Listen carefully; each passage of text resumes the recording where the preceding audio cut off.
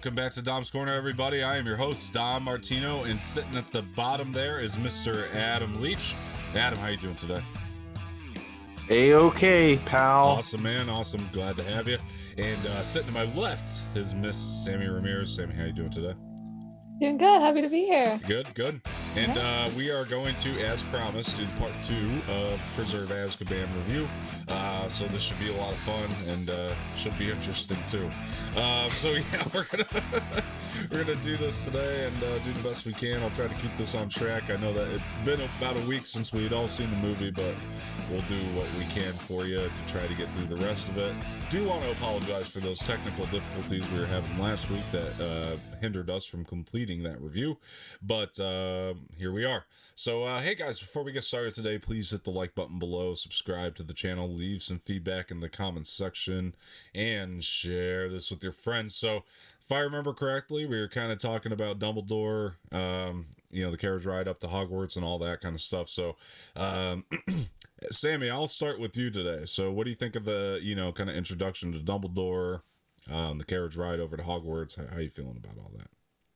Yeah, I absolutely love the first introduction of Dumbledore that we get in this movie. It's Michael It's the first time we're seeing Michael Gambon in this role of Dumbledore, which I love so much more. He's just so much more akin to what you see Dumbledore as in the book, and he just is Dumbledore to me, and immediately from this first scene, I'm completely sold on him.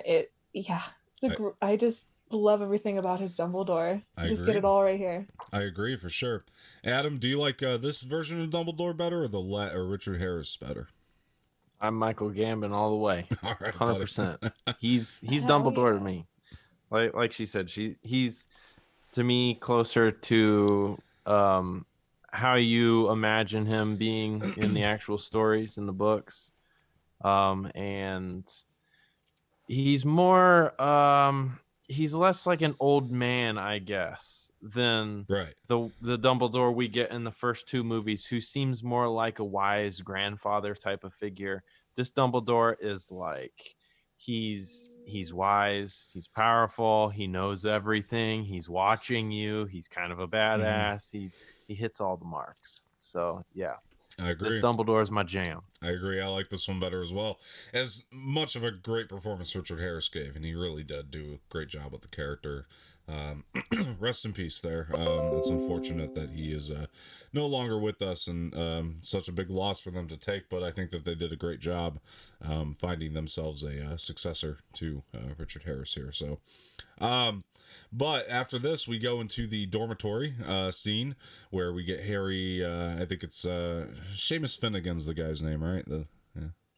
Yes. Yeah, Neville's in there. Ron. It's all the boys, right? Yeah, it's all the boys, and they're eating this candy. It's really, really funny, if you ask me.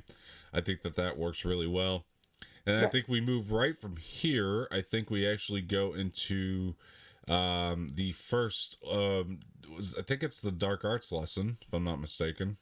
And this is where Lupin and Harry, they're going to, the Boggart. They're learning that spell, the ridiculous spell. I really like that. Malfoy's little joke. This class is ridiculous. I think that's kind of funny. And then they move into we're seeing and I love when Neville tells Lupin about his biggest fear is Professor Snape, and he whispers it in his ear. And Lupin just laughs, and he's just like, scares us all. I love that line. And then Harry, some of them are picturing, like Ron pictures a spider. Obviously, we know it's coming when he walks up to that thing. Again, carrying things forward from the last film extremely well, I think, here. And doing it in, ways like that. And, I think that one of the cooler scenes in the movie, though, is when Harry steps up to it, and unexpectedly, I would say, his Boggart is one of the Dementors. I think we're all expecting Voldemort in the moment, but yes, it is. It's a Dementor. Lupin has to interfere, and it just really works really nicely in the scene for sure. And then I think we get the dark arts class right after that. So we move into the dark arts class, not dark arts, divinations. I'm sorry, with Professor Trelawney, right? And then who's played by the great Emma Thompson. Phenomenal performance, by the way, from Emma Thompson playing this teacher. She really transforms herself, and as we've seen her do in many other movies and things, but she does a great job here. Everybody thinks that the dog is this grim, and obviously we know as the audience that that's not what it is, but that's typically what it's supposed to mean. So everybody's kind of scared of Harry again. Ooh, haven't seen that before. But then we go into the I'm just kidding. It's a great plot, by the way. But we go to the care for magical creatures with Hagrid teaching his first class. I find it to be like extremely adorable the way that Hagrid is so excited to teach his first class, and I like how it's out in the woods, and or the forest, and I think that makes a lot of sense. Seeing as how a lot of these creatures that Hagrid has, are just way too big for the grounds. So then we get the Buckbeak scene. Gorgeous scene. I think it plays beautifully. Love Harry, going, out there, taking his flight. I love his excitement. He kind of goes from nervous to excited. The way that they transitioned that, and the way that Daniel Radcliffe played that as an actor, did really, really well for me. I love the score here, by the way. John Williams' score in the moment is incredible. It's one of my favorite pieces from all the films. And then he gets back and gets off of Hedwig, and then Hedwig basically like hurts Draco Malfoy, and then I also love right afterward when we're in the hospital wing and Malfoy's all that kind of stuff, and it's just really, really funny. And then he's complimenting Madame Pomfrey, and Pomfrey, that's how you pronounce it, right? Pomfrey. Pomfrey, okay. Pomfrey. Pronouncing Madame Pomfrey, and he's like, if Madame Pomfrey hadn't done her job, I would have lost my arm. We're in the Great Hall, and then we find out that Sirius Black has been cited from the newspaper article. Anyway, Adam, I will go to you. What do you got on all that? Let's see. What happened first? Trelawney? Dark arts. Or dark arts? Yes. Okay, yeah, that's probably one of the funniest.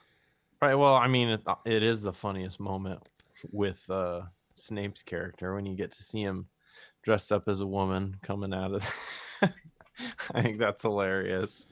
Yeah, and then Harry seeing a Dementor rather than Voldemort is really interesting. Kind of odd considering you think Voldemort would be what he would be scared of most, but the Dementors clearly left a mark on him, so he sees them. And let's see, the next Trelawney is a nut job. She is a wild character.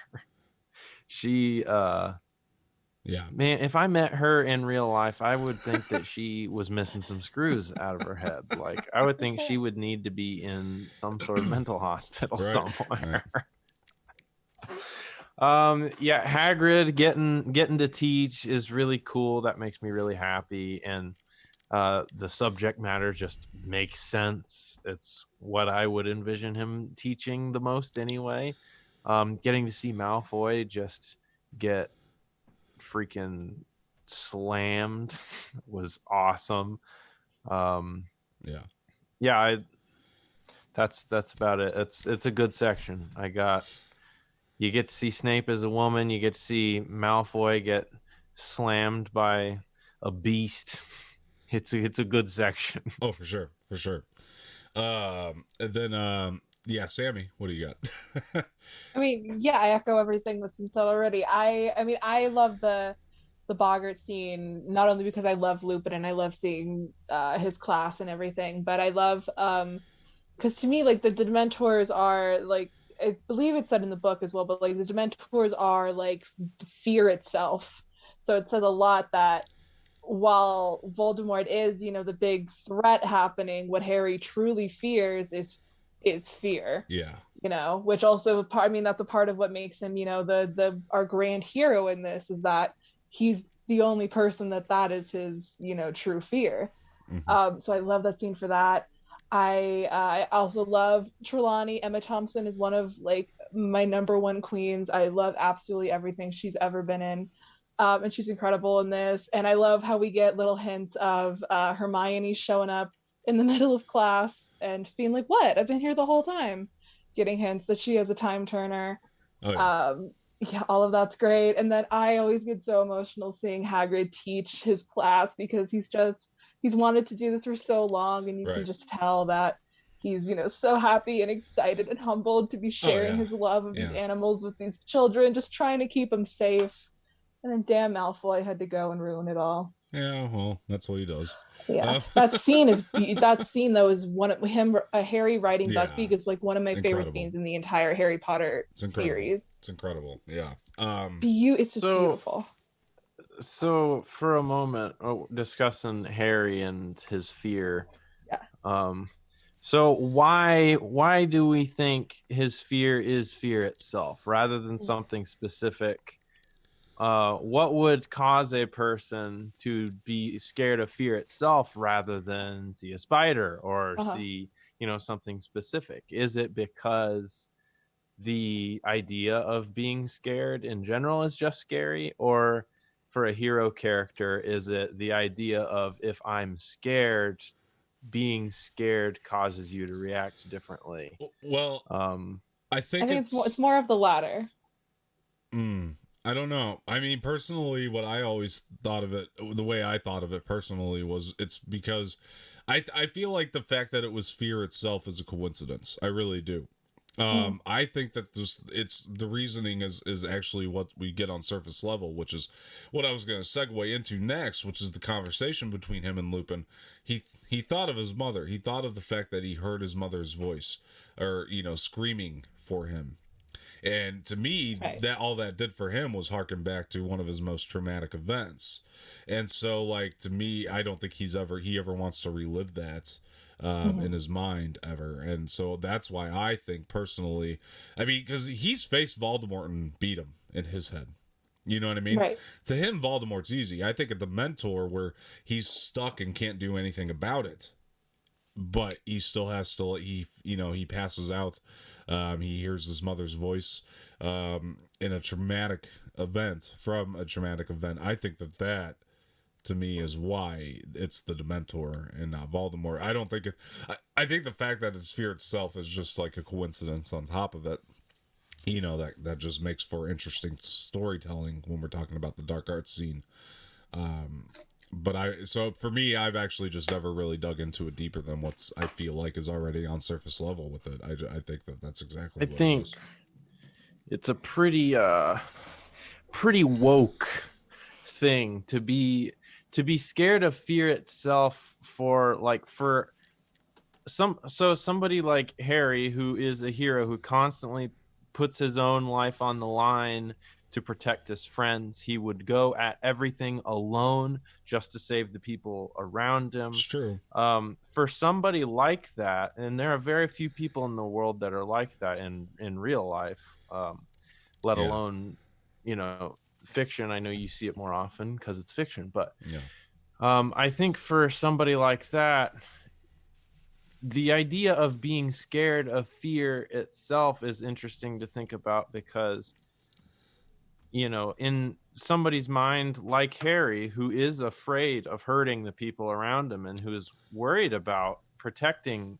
people, I think it wouldn't be far off the mark to say that he would be scared of fear itself, because if you look at fear as a physical response within the body and within the brain, and you look at like the neuroscience of what happens in your head when you get scared, from a scientific perspective, puts you into like a fight or flight response. People who react with fear react emotionally, not logically, and it causes them to almost react with a different personality. It's almost like I talk about with some of the stuff that I talk about in my videos and stuff, with people that suffer from depression or anxiety. I often refer to when somebody is suffering from anxiety, I often refer to it as anxiety brain, because coming from somebody that knows what it feels like to have an anxiety attack or be in a pit of depression, it's almost like you've replaced your brain with somebody else's. It's like you're not thinking straight. You're still yourself, but there's just this chemical switch because of the things going on in your head. It causes you to think differently, and you don't make proper decisions, which is why somebody who is like really depressed, people will say, oh, just get up and go outside and go for a run, it'll make you feel better, but they physically can't, because that's not how their brain is allowing them to think. Right. So when you look at it from that perspective, it would be a really wise thing for somebody, especially his age, to be scared of fear for that reason, because you could understand that, well, I'm scared of fear itself because if I'm scared, it changes the way I react to things. And if I'm scared, it might cause me to make a selfish decision that hurts the people around me. And that's like a huge, like, woke hero sort of thing to think about, being afraid of fear for that reason, not because you're scared of it, but because you're scared that you being scared will cause you to make decisions that hurt the people around you. Yeah. So anyway, that just popped into my head, and I thought, wow, Harry is interesting. woke. That's interesting. Yeah. Yeah, I mean, it's possible. I think that, I mean, the only other angle that I would look at it from, but I'm not sure how much sense this even makes, but, I mean, I guess it's somewhat similar to what you were describing in a way, Adam, but to me, it's like, I kind of look at it a little differently too, maybe, that, because Harry, as like I was saying before, he's already faced Voldemort, right? So in my mind, it's almost like for him to be the hero, he wants to face the worst thing that he could possibly think of. And when you think about it, even though he's scared of that thing, he still wants to face it and just get rid of it and get it over with, I think, maybe subconsciously, because when you think about it, every other character knows about the Dementors. Like, he's obviously seen one and could imagine it, but, like, they know about them, right? I mean, they've been warned about them. So it's interesting to me that Harry's the only one that had I'm not trying to be funny, but it's the truth. It's just like the big enough balls, you know what I mean, to actually think up one. You know, Ron and Hermione all saw one. You can tell me that wasn't scarier than a spider to Ron, you know what I mean? Or, you know what I mean? I just feel like Harry... Right, you know, but yeah, Ron didn't hear the death cry of his mother. Point. Yeah. I mean, I'm going with my initial response to this, but it is possible that we could think of it from the perspective of, because he's already faced Voldemort and he has seen how bad it could be out there, that he just wants to go for it. He wants to get the worst thing out of there, and just go for it. See what happens. He seems to be relatively fearless through most of the series, honestly. Yeah. Like, right. He doesn't express much fear at all, because he holds on to that feeling of, wanting revenge for his parents and wanting justice and wanting to protect the people around him. It's like he's literally willing to go through anything. Yeah. So even seeing him in a state of fear is really bizarre.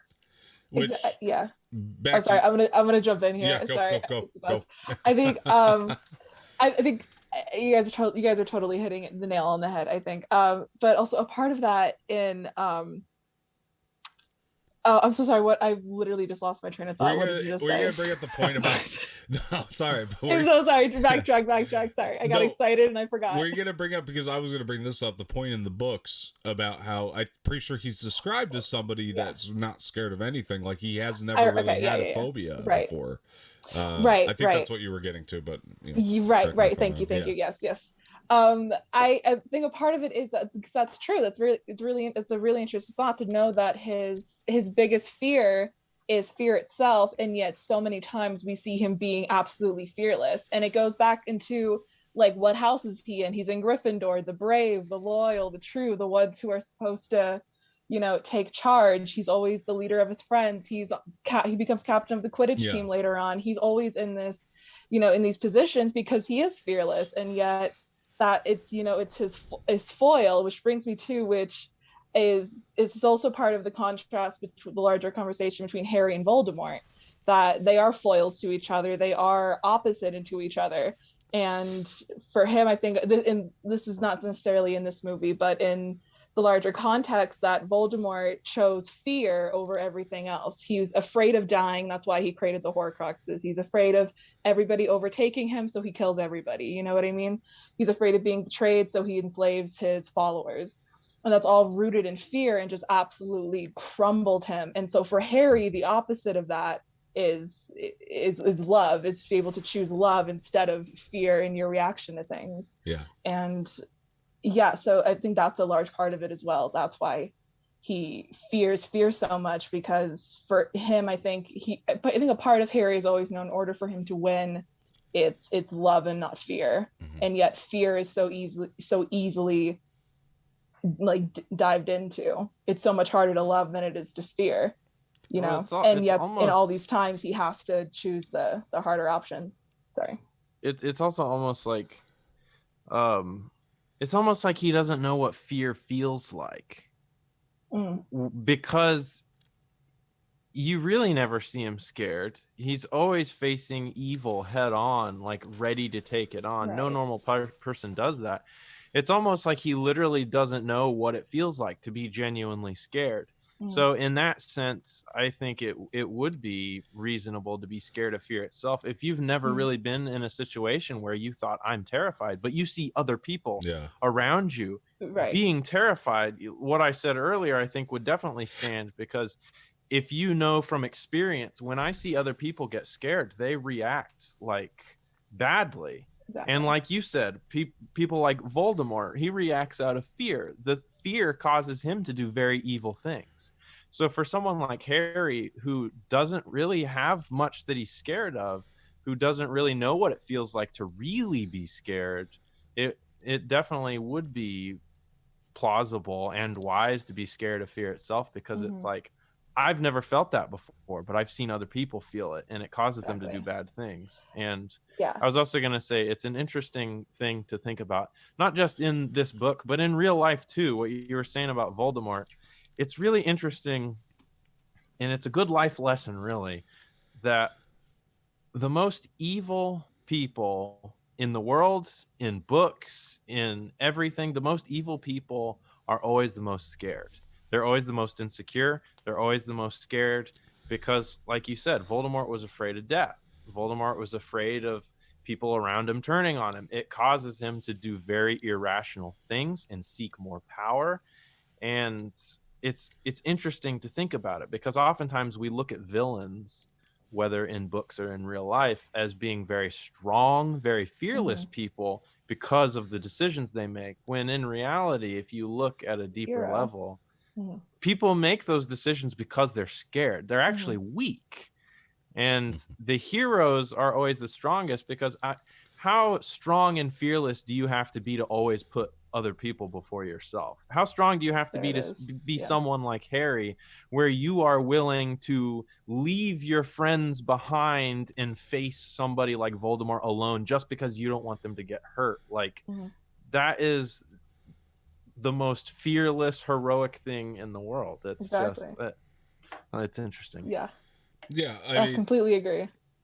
Yeah, definitely. I mean, and bouncing off some of your points, I mean, it's almost like, because he hasn't been scared of anything in the past, I mean, just this is how I would surmise it, I guess, is because he hasn't been scared of anything in the past. It's almost like fear itself has to be his fear by default. You know what I mean? That's like, it's got to be by default in a way. So, so moving into, we're going to the conversation with him and Lupin. There's actually two, and I missed the first one. There's one on the bridge that happened earlier between the two of them, and that was a really good one, where he's talking about how much Harry reminded him of his parents, and then it was just a really nice, touching moment. That's also where we first see the bridge. That was a nice addition to Hogwarts. And then we also have the second conversation, which is right after all the classroom stuff, where he's talking to Lupin and asking him, why did you stop, the Dementor? And he said, the thing that you fear most is fear itself. I just assumed it'd be Voldemort and all that. And so then, moving on from there, We also have, in this moment, we get the Hogsmeade stuff. Harry obviously never got that permission form signed, so he can't go to Hogsmeade. And so they have to stand by that. I really thought McGonagall can make an exception. I found this to be a little rough, but Yeah. whatever. Maybe it's a liability thing. Who knows? She could if she wanted to. Yeah, that was kind of. It was kind of iffy. Yeah. Yeah, it's how it played in the book. I mean, Yeah. but then so she couldn't make the exception for him, and then of course he tries to sneak around and all that kind of stuff, and obviously that doesn't go well for him at first. We get Fred and George. I love how it's just a cool visual to watch them both grab him by the arms. Like, it looks like realistic, even though they're grabbing nobody in the moment. It just looks really cool. And then so they bring him back, and then they tell him about the Marauders map, which as somebody who's a fan of the book, that couldn't have turned out any better. Just its look, and I love the different folds in it, and just it looked amazing. I love the concept of it. I think it's really awesome, and I like how Hogwarts just has all these secret passageways. Honestly, fascinated by that. So he's going through one of the secret passages. Excuse me, and then he comes out of basically a floor, and that takes him into. I think we had a conversation about this prior, about how the dimensions of Hogsmeade doesn't really make a lot of sense in Hogwarts and all that, but it is what it is. So you got the shrinking shack that's like way out in the middle of the field, and then Ron and Hermione are and the Whomping Willow that connects to it. That's way the fuck back at Hogwarts. Yeah. That's just, I mean, I understand why they do from book explanations, but like I'm just saying, like, the dimensions of it don't make sense, but it's all right. Just a geographical error there, but so then Harry goes over to obviously he starts playing his little trickery on Malfoy, Crabbe, and Goyle, and actually I don't think one of the kids isn't Crabbe, or it's like one of the kids isn't Goyle for some reason here. It's like it's some really skinny guy. I think you're right. Yeah, I don't know. Whatever. Malfoy's always grabbing new friends along the way. What a nice guy. So Harry does his trickery on them. I like the the kid. It's definitely not Goyle. Now that I'm thinking about it, the one that swings around on the scarf. I always find that to be a really cool effect, and it plays really well. Very funny moments. And then I like the camaraderie between all of them, the main three here, and it's all really great. And then they're sneaking around. Then Harry hears about that Sirius Black tried to escape for Harry, and then Harry's like, oh, fuck this, I'm gonna follow them in there. So he does, and then he goes upstairs, eavesdrops on their conversation, and finds out, or everybody else's version of the truth, which is that Sirius turned in Harry's parents to Voldemort and betrayed them. And so Harry goes out, Ron and Hermione find him out in the middle of the woods again, and they pull the cloak off him. He's upset, and then he gets really angry. Again, want to give Daniel Radcliffe all the credit in the world on that performance. He really destroys. I think he did a great job there. But yeah, Adam, what do you got?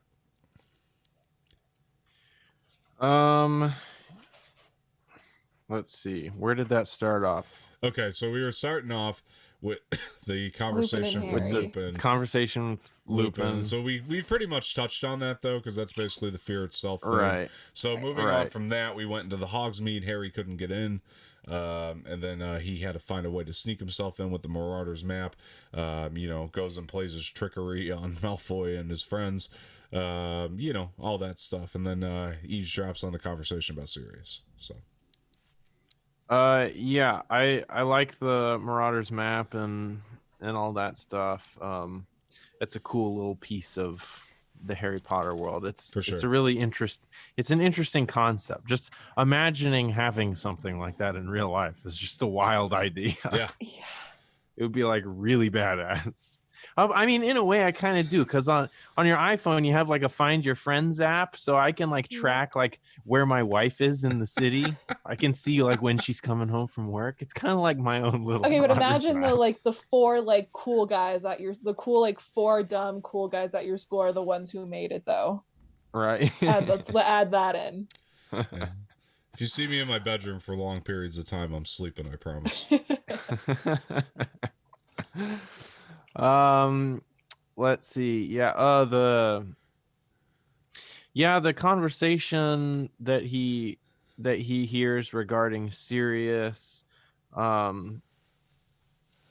think we were talking about last time when we had technical difficulties, how that's like a rare moment where we see Harry is legitimately angry.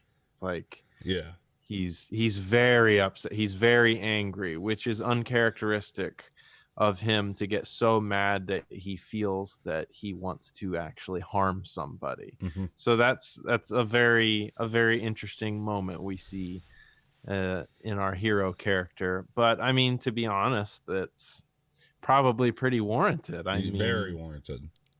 So, no. Yeah, that's an interesting scene. I don't really have too much to say about any of that. I think I'll let her pick up on it. Sammy? So yeah, let me think of what hasn't been said. Yeah, I mean I love all of this. The only thing is it's my one gripe with my singular gripe with this movie is that there just isn't more of the backstory that there is in the book, especially when it comes to the Marauders and Lupin and Sirius, especially. And I just wish we had like gotten more explanation of that and you dive more deep into like what their friendship actually was, because I think it's so important to the story overall. But yeah, it's really great. It would probably make a good movie by itself. HBO, if you're listening, I know you're making a Harry Potter series. Please make it the Marauders. Please do that era. That We'll would be all watch really it. cool. We will all watch the fuck out of it. I swear. Yeah, I swear. It's true. We'll give you all of our money. Oh my god. Yeah, that's kind of what I want to see too. Cast nobodies and we'll give you all of our money. All of it.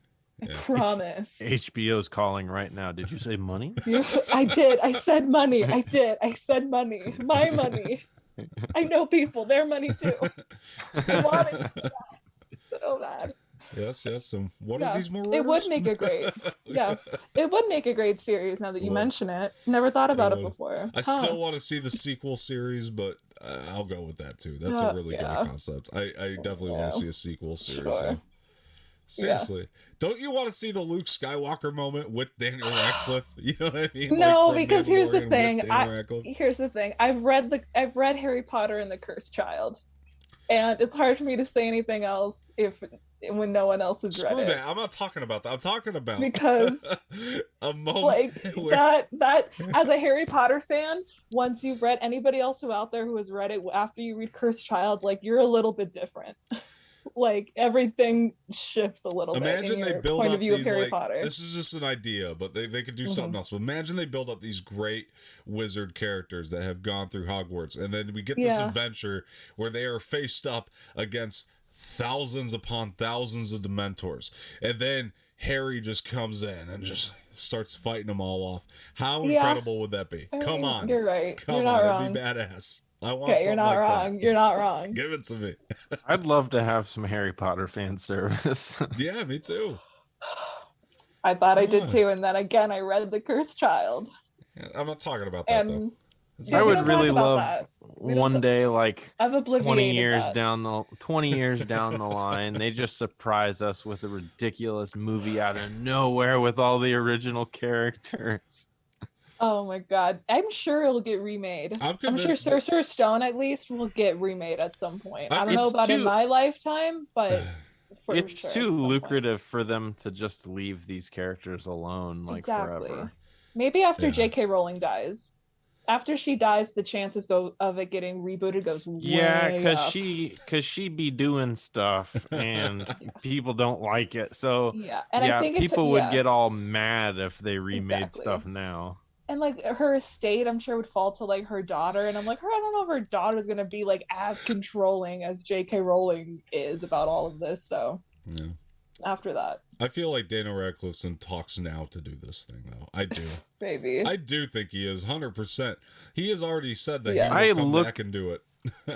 I look it up every now and then.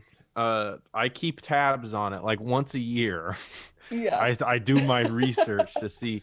From what I understand, because of some of the drama with J.K. Rowling and some of the stuff that she said recently, it sounds like Daniel Radcliffe is kind of distancing himself from the possibility just because of that. Wow. So that's I saw some article about it where they were interviewing him and they had quotes about it. It seems that he's distancing himself. Maybe, for but that he'll reason. be back. I could see it See what happening. I happens. think he'll be back. I don't want to like get our hopes too high, but I think he'll come back. I think after J.K. Rowling dies, the chances go way up. It's my guess. Yeah, I think he'll my be bad. back. She for seems sure. pretty stubborn though. She's gonna hang on for a long time. Yeah. Oh yeah. No, she's. I don't think she's gonna die anytime. So that's why I'm like, No. I don't know if in She's my gonna lifetime, stay alive 'cause- until she's like 120 out of spite. out of nothing but Out of spite. pure spite. That's it. Oh, God. Yes. I hope yes. Oh man. So then, yeah, good question. I'm trying to think of that myself. So we were talking about Hogsmeade, and then we get this really fun classroom scene that involves Professor Snape, where he's talking about werewolves. Because this is like after that conversation, and Lupin was like, "Yeah, I must rest for now. I'll teach you afterward." So we get the really fun classroom scene. Then we get a Quidditch scene. Which is different than the other Quidditch scenes. I like this one better. Pretty sure Oliver Wood has died because he's not around anymore. Graduated. Thank you very much. Or died. And on to a lucrative career or in the Ministry died. of Magic, I'm sure. Well, Or think he about this. died. The last time we saw him, he was on that broom in Chamber of Secrets, gets hit with a bludger. We That's never true. see him again. I think he died. I'm pretty sure. Pretty sure that's He what that's graduated. trying to indicate. You're right, died. So then we get into this rainstorm where Oliver Wood is dead, and then this Quidditch match starts going on. Dom, Oliver is like your version of Toby. Of Rose Right. to Mark. Oh. No, it's not that bad. No. No, I was thinking My Toby God. from The Office. Like, he's my Toby to my Michael. A little bit, yeah. It's like- Yeah. He's like Dinkelberg. All he did was try to get the Gryffindor team to the House Cup. Every It time is darkness. Oliver's he taught on the Harry how to screen. play. Yes, Come but he on. died in the Dinkelberg. process. But so we're in this rainstorm in the middle of Quidditch, and it's a Sorry, really, I really just cool. remembered. Gold. Oh. Sorry. So. Oh. So he's in the middle of the rainstorm, and yeah, this is a really cool looking Quidditch scene. I'm not sure why, but Harry with goggles does not look like Harry. Like, it looks like some other actor from something else. I don't know why, but it's fine. And then the Dementors come in and obviously interfere, and I like the Dumbledore, using his finger to cast a spell. I thought that was pretty cool. And then Harry's in the hospital, and then I like, I like that Harry's like, what happened? And then Ron, well, you kind of fell off your broom. And Harry goes, really? I'm at the match. Who won? Really funny line there. Then they bring up the broken, Nimbus 2000. Even I'm kind of heartbroken looking at that thing. I'm not going to lie to you, being all torn up like that. Because that thing was super cool in the first movie. Yeah. Yeah. It is sad. It was sad. So, looking at that thing is, pretty sad. So then we get into what was the Because next that's thing? like the first real death in Harry Potter Yeah. is of the Nimbus 2000. Sorry, I just thought of That's something. the first like I'm pretty real death. Like they are gone. Just thought of something. I'm pretty sure we're quite out of order. I don't know. Doesn't matter. So the next conversation. We're in the ballpark, I'm sure. Yeah, we're somewhere around there. Either way, let's just move into the next thing. The big thing, I guess, would be the lesson that Lupin teaches Harry, which is pretty significant. Obviously, it's the first time Harry's going to learn Expecto Patronum. Really good stuff there. Yeah. Anyway, what do you got, Sammy? Go ahead. I just realized I don't did we talk about I don't know if I talked about, but the scene where Snape teaches Lupin's I class. mentioned it, but you I didn't really mentioned go it. in depth into it. Yeah, I Yeah. didn't really talk about it. But I just really love that scene. I remember talking about last week when we were having technical difficulties, but how it's really cool to look back on that scene knowing Snape's whole character, because it completely rewrites that Yeah. whole scene is Yep. completely rewritten Yep. Yep. just by knowing everything about him.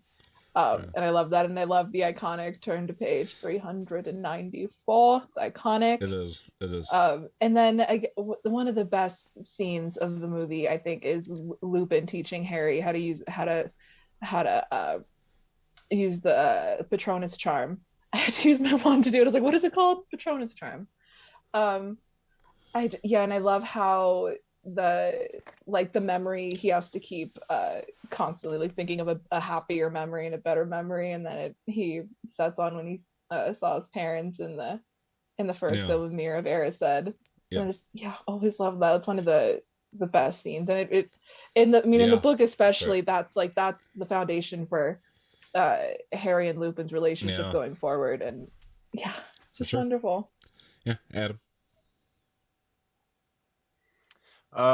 Yeah. I really like the scene with Snape teaching Lupin's class. Like we talked about, it's just interesting to think about how big of a douche that he's being Yeah. in the moment. Like, he's being such a douche. Like, he's taking points away from their house for not paying attention, even though they kind of are, and like making them do this big writing assignment. But then in hindsight, you're like, well, he's doing it because he knows that there's a werewolf, and he knows that they need to be protected. They need to understand how to identify and what to do. So it's like, but you don't discover that until like the last movie. Yeah. Oh, hello. What do you have to say? Nothing constructive, probably. So anyway, Boo and I's next issue with this movie is the Quidditch scene where, yeah, not enough cats. the Quidditch scene where he's falling from the sky, and you got Dumbledore using the Force. I think we talked about last time. That was my biggest issue with this movie. Is it feels weird continuity wise. It feels weird that it's just like this really dramatic moment, and he's falling out of the sky, and Dumbledore goes like this, and then it's just like black, and he wakes up in the hospital, and it's like, no, show us the drama, show us everybody run into the field to see if he's okay, show us rushing him to the hospital, show us Dumbledore getting pissed off at the Dementors, show us all of that. Yeah. It just almost felt like a crappy Star Wars screen wipe moment where it's like, wait a second. So, but that's really that's kind of my only beef with this movie, really, in hindsight. And it's not that big of a deal. It's just like every time I watch it, I'm like, there could have been so much more there. It wouldn't have felt so choppy. Yeah. It would have added more to the story, more There drama to that scene. They might have had to cut it for there time. Might have been. Maybe they thought it flowed better the without Quran whatever they cut. shot. Release the Quran cut. Quran cut. Yeah, no, I agree with all your points. I think that this stuff is really super awesome. I mean, this movie again really changed my perspective upon rewatch. I really enjoyed it much more than I had in the past. So, yeah, although again, I don't disagree with Adam's point about it goes in like a circular, like a closing circle when he's, doing the spell, and it's just like, and then it just cuts. Yeah, it's like, and he's in the hospital. It's an interesting choice for a cut. I think part of the reason it's so jarring to look at too is because it's not used anywhere else in the movie. I don't think. I mean, that I can think of. Anyway, that transition. Yeah. Maybe when Harry faints, I think they might have used one there, but doesn't pop up that often. I don't know. Right. These movies are usually pretty good about transitioning. The transitions always seem natural and organic. They don't feel Star Warsy when they're just kind of jumping. So having one of those in there is almost like having a screen wipe in a sitcom. Like, it's like, what? It's a little odd. Yeah, and even if they did use it when like Harry was fainting, to me that, well, I guess that is consistent with both because he kind of passed out from the Dementor. So I get why they did it, I guess, if they used it both times. But it's, yeah, I don't know. Even setting aside the fade, which the fade is definitely weird, but even setting that aside, it's just a fact that it makes the scene feel choppy. It makes it feel like it was really fast paced. Like there could have been a lot of drama built up in that. Like how we talked about Dumbledore being mad at the Dementors, and Harry just fell from the sky. Like nobody knows what happened up there. Like people are going to be freaking worried about him. And then we just get like an exposition dump right after that. It's like, don't tell, so, I get what you're saying. It's bizarre. Yeah. Yeah, no, for sure. I agree with you. Anyway, so then I think the next thing we're getting here is, are they going on their walk already to go see Hagrid? I think they are. Here pretty soon. As Harry's learned his lesson. Yeah, I think this is the last thing left as the walk over to go see Hagrid. I mean, well, we kind of skipped the part too. Forgot about those, Jesus. Where we did skip the moment where Hagrid was talking about Buckbeak being sentenced to death, which was really dramatic and just horrible to watch. Him get upset about that. Yeah, very sad. I think we also haven't talked about when Harry sees Peter Pettigrew on the Marauders. Oh yes, thank you. That is actually the next thing. That is actually the next thing. So Harry's actually up in his dorm. Because then they go see Hagrid, and then that happens, and okay. So anything happens. Thank you. That was a big moment we were about to miss. So I was like, there are things that need to happen before we get there. That's right. I think that's it though. Yeah, so Harry, this is the moment before they go see Hagrid. So Harry is up in his dorm, and then he sees Peter Pettigrew on the map, like you were saying, and then he pulls out his wand, uses the Lumos spell, love that spell, walks out into the hallway. He's walking around. I love the when Professor Snape catches him finally. I love that when he tells him about the, he reads the thing out loud on the map, and Snape takes it from him, and then Lupin comes in with his little explanation. Seems to be a parchment to insults anybody who reads it, and then I really like that. And then he goes in, and he really does. It's like a father figure moment to Harry. He's like a father figure to Harry in the sense, like he goes back and he gives him a good talking to. He's like, can you imagine what this would do in the hands of Lord Voldemort himself? You know what I mean? And just like, yeah. It's just a really cool little conversation that they have. And then I love the final moment. This is like one of the coolest transitions to me, is how they transition from the it just feels so dark when Harry's telling Lupin. You can feel the tension in the room when Harry's telling Lupin that he saw Peter Pettigrew, on that map. I love the way that scene feels tension filled, and because there's like silence during this conversation. I think that's a lot of it. And he's like, it's just what I saw, you know what I mean? And then just walks back to his dorm. By the way, we kind of missed the really funny thing too of Ron earlier on when he wakes up and the spiders, and Harry's just like, well, tell those spiders, Ron. You tell those spiders, Ron. And he's like, okay, I'll tell him. That was really great humor. Oh man, that was great. Yeah, that was hilarious. So love that moment. And then that's how I deal with my wife. She still has nightmares. She's been having night terrors since she was a kid. Yeah. And the first like weird thing that happened when we got married was I noticed is she wakes up in the middle of the night and thinks that her dreams are real life, and she starts saying stuff and freaking out, and she sees things, she sees bugs. And like the first like couple of weeks we were married, it happened like 4 times. She'd shoot up in bed and go, whoa, in the middle of the night, and I'm like, she doesn't do it as much anymore, but every now and then she'll wake up and she'll be like, whoa, did you see that? Where is it? And she'll turn on the lights, and it's like 3 a.m. and I'm like, what are you doing? It just reminds me of that. Yeah. But now I'm used to it, so I just go, she's freaking out, like genuinely having a crisis, and I'm like, you're dreaming, it's not real. Marriage, marriage. What brings us together today. Great reference. So uh so we move in. I love when you do that, Sammy. It's like my favorite thing that you do. Thanks so much. My pleasure.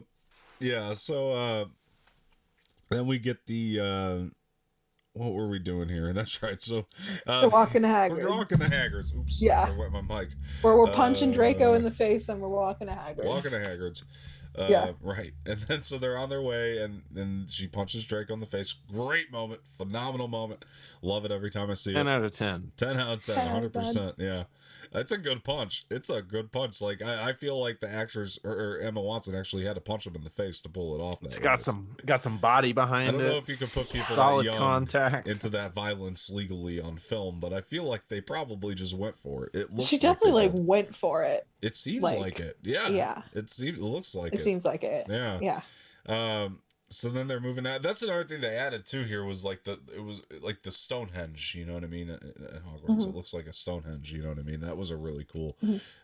So it really worked as a set piece, you know, because when she punches him, you know, like the way his face goes up, his head goes up against it it looks pretty brutal. So, you know, then they go to Hagrid's, and then, you know, Harry gets hit in the back of the head as they're talking to him, and it makes him realize that people are coming, the executioner, and then so they're like, okay, we gotta go. They sneak out back. Obviously, they get away, and then, you know, they end up at the Whomping Willow. As they watch, right before that, actually, they watch the executioner bring up the axe, you know, take it back down, so they think Buckbeak is killed. They head over to the Whomping Willow, and Ron's rat goes running into it, so Ron has to go get his rat, and then the dog pulls him in, and then Harry and Hermione. This is a really, really fun little action moment too with the Whomping Willow that Harry and Hermione have, and then they end up sliding down into the Whomping Willow themselves, and then you know, somehow they just come to the conclusion they're at the Shrinking Shack.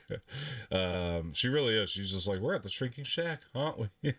Yeah. And so then they go upstairs, and then they see Sirius and Lupin up there. Actually Sirius first, and then Lupin reveals himself, and then Hermione's like, you know, and so they were pretty surprised by that, and then they get the explanation for what had happened, and Peter Pettigrew is the rat, and then they, you know, I'm imagining this too from somebody, like, if I were somebody, because I read the book before I'd seen it for the first time, but if I was somebody who had never read this book, like these twists would have been like, watching this movie, Big. you know what I mean? Huge. So he reveals it's Peter Pettigrew, and then Peter Pettigrew, you know, comes to full form, and then He ugly. He ugly. He looked like a rat. A rat. He does. He really does look like the human form of a rat. A rat. Yeah. It's incredible. Yeah. Sammy, what do you think of all that? Oh man, I mean, I love all of this. Again, my only gripe is that there's so much more in the book that, sure. again, like what you were saying, that again, I think in the book you do feel like the shockingness of it. I mean, especially like when Lupin comes in, you're like, wait, one a second. You're like, who's working for who here? You have like a solid moment of that.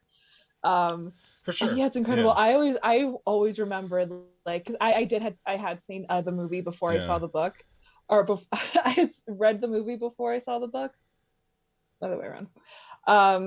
And I remember like watching the rat go through the hole, and then it's Peter Pettigrew just being like, I'm absolutely mind blown. Like it's incredible, and he literally is a rat. He's the human version of a rat. Right. Which, I mean, all of the Marauders are like, you know, human versions of themselves, but like to be the rat is pretty bad.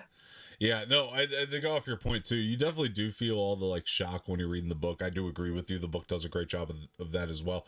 I guess my point is like I'm appreciative of Alfonso as a filmmaker for keeping that shock value in the film, because he can easily, like, just to complicate it less, like have it just all explained prior, you know what I mean, just to make his job easier. But as a filmmaker, he actually crafts something that like would shock you just as much, and I guess that's where I'm coming from, is like I just appreciate that so much that you know, Because there's so many filmmakers that would just take this and just make a bunch of expositional pieces out of it and just be like, well, let's just explain it all so that way the audience has an easier time. And it's like I appreciate that it challenges the audience, you know, on that level. It's another thing that really makes me love this movie so much more. But it's anyway, like Oh, sorry. It's like they're explaining it while the events are also like going down. Yeah. Like they're explaining why Pettigrew is bad while they're also trying to like get him from Ron. Yep. Show, don't tell. That's the trick. Exactly. That's the trick. That like perfect right there. Or show while you're telling. Show while you're telling works as well. Yeah. So, yeah. For sure. Adam, what do you think? I still stand by my point that they could have avoided a lot of drama if they would have just stated their intentions out the get-go. But instead, you got Sirius and you got Lupin, and they're talking about, oh, I want to kill him. No, don't kill him. There was a thing. And the kids are sitting here thinking that they're gonna kill Harry when they're actually talking about Peter Pettigrew the entire time. And it's like this long thing. There's so much drama. There's so much threatening. And it's like we could have avoided 10 minutes of pain and drama. Or really even more than that throughout this movie if he would have just made his intentions clear. I'm not talking about Harry when I'm saying I want to kill him. Yes. But whatever. Here we are. Yeah. Here we are. No, but you know what? You know why it plays really well, though, regardless, is because when they're demanding the explanation, like, you could tell they're doing it because they're in a hurry, because even Sirius, the joke comes up. I actually think it's really funny, especially if you've read the book prior to seeing the movie. It comes off very funny because, you know, Sirius is like, not you. Him. And then Ron's like, me? I've never done anything. And Sirius is like, not you. The rats. I think in real life, though, I think if it was me, I would have said something like that, like long ago. Sure. Like at least the first time I was mentioning wanting to kill somebody, I would have been like, no, I'm not talking about you. Like, you don't have to explain it there, but at least make it known I'm not talking about you. Yeah. Right. Yeah, I get where you're coming from. I just think it plays well for what they were going for. Like, I think it still works in real life. Yes, if we're gonna look at this from the reality perspective, I do get where you're coming from for sure. And it should have in the moment though. I think the minute like Sirius and Harry like saw each other, Sirius should have been like, "I'm your godfather. I'm Peter Pettigrew's the rat. Like, I'm not talking about you. The rat is the rat. The rat is who I'm talking about. Okay, Harry, I love you. You're my godson." He's uglier than a rat. Yeah, rat's cuter. Yeah. It's true. I like rats. I don't like that guy. Yeah. He's scary. Yeah. Anyway, it's a good scene. It is. Yeah. So then we get then they capture him, and they take him down to the outside of the Whomping Willow, I guess, back onto the grounds. And then so when we get this whole werewolf thing going down, I think I've mentioned to you guys before about how like Snape, I thought it was really funny, like he tries to protect them but he doesn't do a very good job. Like Harry just goes around and he's just like, come back here, Potter. It just doesn't even move. That always makes me laugh. And he's like angry at first. He's like, Potter, and then like sees that the werewolf is there and then like protects him. Right, exactly.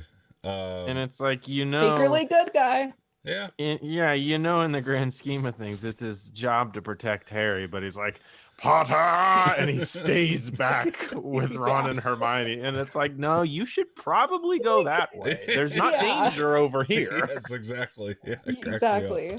Yeah, every time it makes me laugh. Yeah. Like above all else, like his priority is to protect like Harry. Yeah. Harry and then everybody else. Yeah. I mean, either way, the shot of like the wolf coming up with the moonlight and everything, it all looks great. And I like, they're just kind of at the edge there with the water, and then, Harry and it's really intense, like the way it's done, where Harry's actually we see Sirius's soul finally get sucked out essentially, which is crazy to watch. And then they go back, and it's basically like Harry does see the stag actually, so he goes back, and then he passes out again. And then he wakes up in the hospital. Ron's over there with his leg, and Dumbledore. Love the scene where he just comes in, and he's like he's like if you succeed, more than one life can be saved, and I like the 3 clicks should do it. That is a little, by the way, I was like, this is the thing I love about this Dumbledore. You know what I mean? He just comes in with these great lines like that, and he just the way he delivers them, it's just 3 clicks can do it. Nighty nights. And then he just goes, and then Harry's like, "What the heck is?" Or Ron actually is the first one to point out, "What the bloody hell is he talking about?" Like Hermione is, "Sorry, Ron, but the thing is, you can't walk." And then that's a really good line. Then they click it back, and then they travel back in time. I love Harry's reaction to all the time travel because it's brought on him so abruptly. So again, keeping with the theme of the last 2 movies, I think that this is another way that Alfonso did a great job. Like, this stuff could have been very confusing had he not executed it right. But once again, Harry is our eyes and ears. So we are seeing and hearing everything through Harry, meaning that we are finding out about the time travel as he is. Again, show, don't tell. It's all coming to play this way. And real quick, we get a really quick thing with Hermione saying, "This is how I've been, getting to classes on time," and things like that, and all that. And it's just like, oh, now we get it, because the seeds were also planted earlier on very well for that also. So it makes a lot of sense. So then, so we revisit the punch, you know what I mean? And that's really fun to watch. I like Harry, good punch, She's like, thanks. They have a lot of fun with this time travel thing. They're going down, and I like when they're hiding out in the like behind the pumpkins, and Hagrid's garden. And then Hermione throws the thing at Harry, and I like how that hurt. That's a really funny scene. So they end up sneaking Buckbeak out of there. Once Hermione realizes what Dumbledore meant, then that more than one life can be saved if you succeed. So she pulls Buckbeak out of there. They sneak him out, and they're walking through the woods with him. And I like that the reveal of like, oh, that's what the executioner hit with the axe, was the pumpkins. Really awesome. And then also I like the callback as well to Hermione's, "Oh, I thought I saw," she thought she saw herself. I think that's really just awesome, and plays incredibly well in here. But I also kind of think it's funny that it was all over. Is that really what my hair looks like from the back? Like, I thought that was really funny. So then they move through the woods, and even go back to that like little throwaway line though. Like he always reminds you that these are kids. You know what I mean? They're just still kids at heart. You know what I mean? And they're young, and they have, they're naive in some ways, and I really like that the film's keeping the spirit of that, and this one especially honed in on that quite a bit. So then they go through the woods, and then Harry's kind of explaining to Hermione, they're waiting on the moment to happen where Sirius gets his soul sucked by the Dementor, and Harry's like, "I saw my dad," and then he's like, so they're waiting on him, and like nobody's coming, and I like that. It's like Harry has to step up now and be the hero and do it, and it's amazing to the point where it gives me goosebumps when I watch it. It's just his final expecto patronum, and just the way it's all executed, and the white light going over the lake. It's just like, oh my gosh, it's beautiful. It's gorgeous. It's a gorgeous moment. And it's visually stunning. It's amazing. And they get then they go to break out Sirius. They ride Buckbeak over to Azkaban. They break him out. Really amazing. I love the shot too, the Reducto shot when the door flies open. I think that looks so cool. You just see the debris flying off. It's just the way it's done is amazing. I like that Hermione's freaked out about flying, and Harry and Sirius are like having this like wonderful time and excited about flying Buckbeak, and I just think that's cool to see the similarity between family members there, and then they go down, and Sirius is like, he tells them, basically, "Till we meet again," and then he's like, it's actually a really touching moment, their final moments together, and Sirius takes off on on Buckbeak. And I love his last line too. I think this is part of the reason that Sirius is my favorite character. When he looks at Hermione, he goes, "You really are the brightest witch of your age." Like, I think that's so sweet. And he flies off, and you just know this guy is like well-meaning. Just from that, it's really awesome. So then he flies off on Buckbeak. They go back and. I love they pass up Dumbledore. All right, we did it. He's like, did what? Good night. Good night. Yep. Then they walk back in, and then Ron's whole confusion. How'd you get there? Because first you were there, and then you were there, and now you're there. Yeah, I love that. That whole thing's great. And they're like, I don't know what you mean, Ron. Yeah, what are you talking about? Yeah, how can people be in two places at once? Exactly. Yeah. And then we get the final moment where Harry's, walking into the Great Hall. Again, I have problems with this ending. I think that it was a weird note to end on, but okay. I think that the ending shot is really odd. Doesn't play very well to me.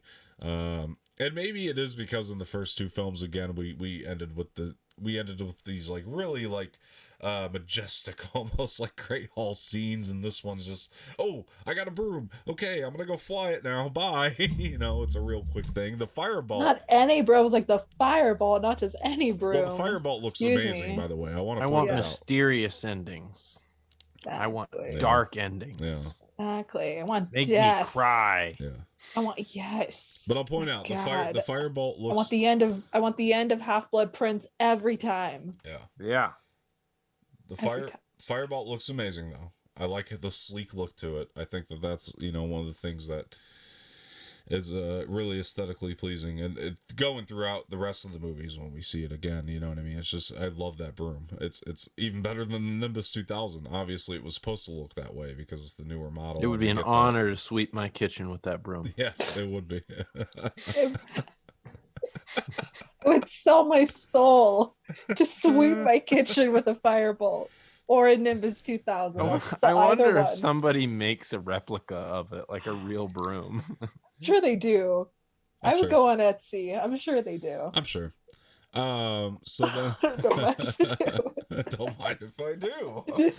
I'm doing some of my shopping while we're at it. All right, so perfect time. Oh man. Let me know. I want to know. Pretty soon we're gonna hear look at that, $499.99. That's going to my card. All right. Steal. Steal. Okay.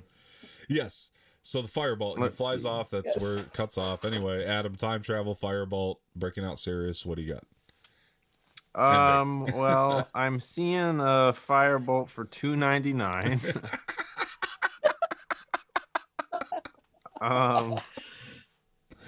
Not as expensive as I thought they would be. No, authentic full-size replica, measures 58 inches.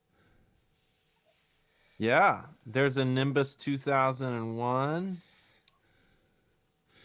Like the black one? Like those are fancy. Nimbus 2001. Yeah. Yeah, those it's also fancy. $2.99. Wow. Wow. You heard it here. Somebody buy one and tell us how it is, please. Yes, please, out there, folks. Please. Buy the firebolt. They're probably terribly impractical for sweeping. I bet, because they like come to a point at the end. Oh my god, exactly. That's what I love about them. True. That's what I love. Aerodynamics. Which aerodynamics don't matter in the kitchen. Exactly. Like it's a prop. Like you put it on your wall and then you never touch it ever again. That's what those are for. Yeah. Anyway, yeah, the whole last portion of this movie is really good. It never fails. No matter how many times I've watched this, I always forget about the time travel bit for some reason. So I'm always thinking, oh, the movie's gonna end soon, and then I'm like, no, wait, there's so much more because they got to go back in time, and it's like a little treat. Yeah. I like all that. I like the Dementors by the lake and the Patronus and all of that. Is just, it's so cool. It's so epic because, watching it for the first time or reading it for the first time or whatever, like you you want it to be Harry. Like, it would be cool if it really was his dad somehow, but honestly, you want it to. You want it to be Harry. Like, you want somehow for it to be him. And it is. And he must be incredibly powerful for that type of Patronus to come from him. Yeah. And he literally just learned how to do it. Like, Right. incredibly powerful. So the whole back half of this movie is just really good, really engaging, so much information. It's just go, go, go.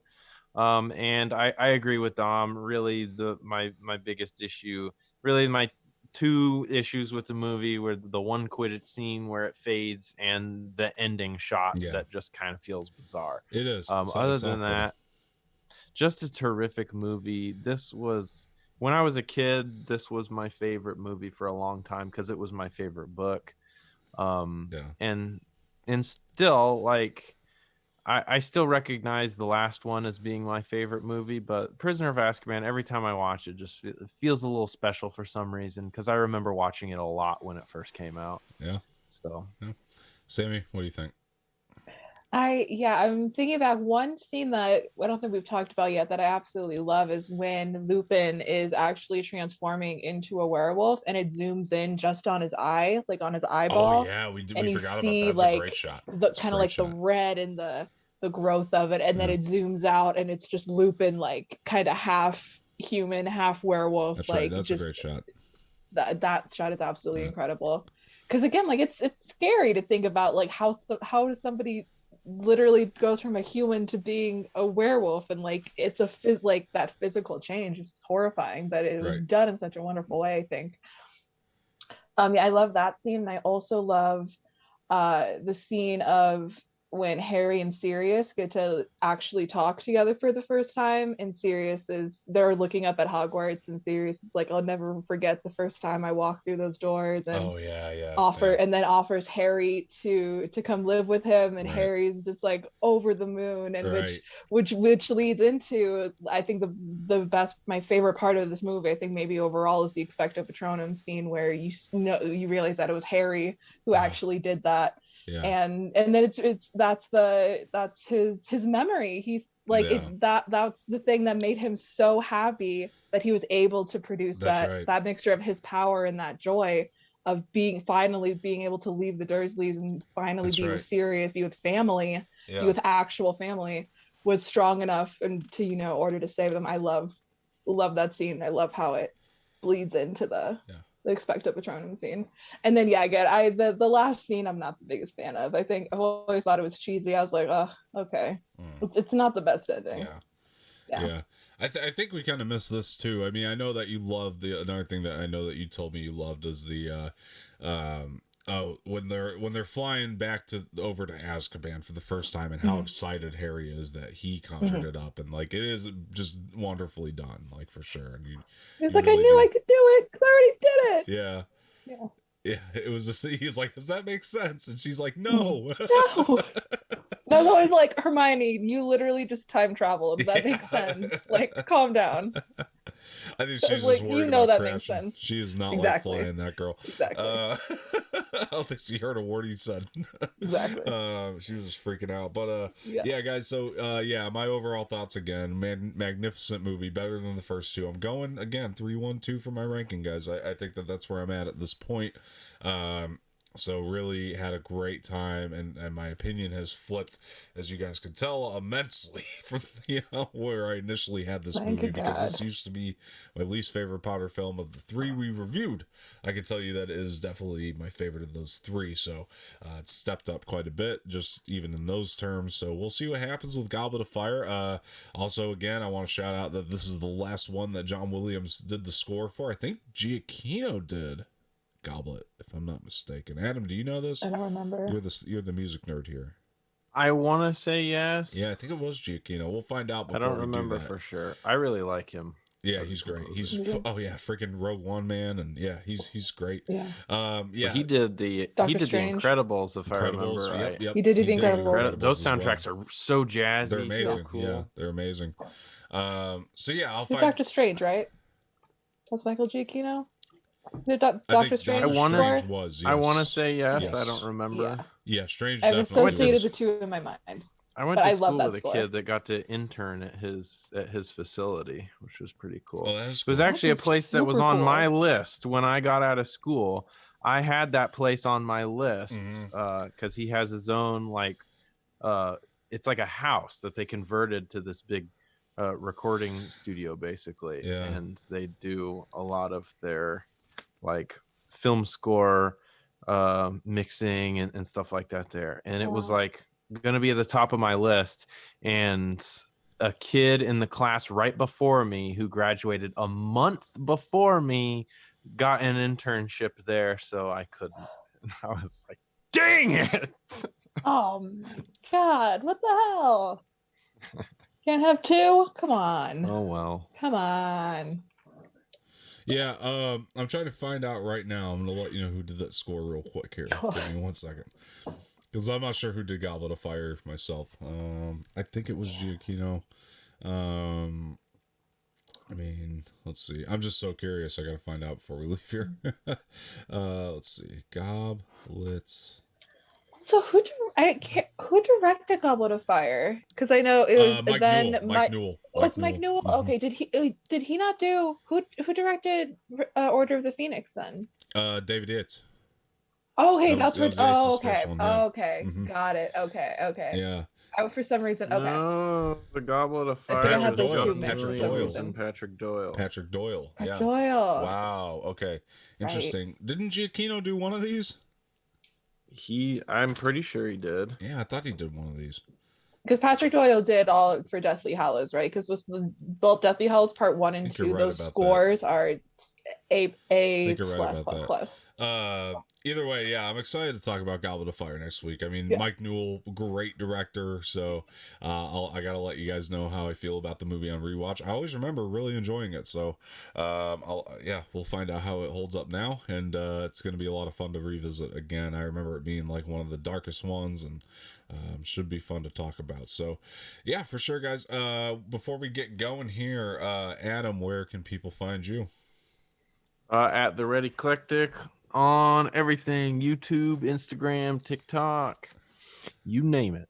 Yeah, and thank you for being here, sir. It's been awesome having you for these Harry Potter reviews, and It's a pleasure. And Samee, where can people find you? Yeah, so you can find me on Instagram at Samee Ramirez 14, as well as Twitter and Stereo at Samee Ramirez. Right on. Even though you're here all the time anyway, thank you for being Yeah. here again and continuing My to join me pleasure. every day. So yeah, guys, and you can find me on Twitter at Dom_Martino_ and on Instagram Dom_Martino_ official. He always tries to make me laugh when I'm saying that. Once again, Instagram It's always gonna make me Martino_ laugh now. I have to Underscore. say. Yeah, so it is, it's tongue twister. So should have thought of that when I made them. So also Anorex Official, make sure you follow those accounts. That's Anorex Official on Twitter and Instagram. Go follow us on Stereo at Dom Martino, at the Red Eclectic, at Samee Ramirez. So definitely do that when you get a chance. And thank you guys for joining. It's been a lot of fun to talk about Harry Potter. This has been a review for Harry Potter and the Prisoner of Azkaban and another episode of Dom's Corner. I've been Dom Martino, and thank you so much. We'll see you guys next time. Bye-bye.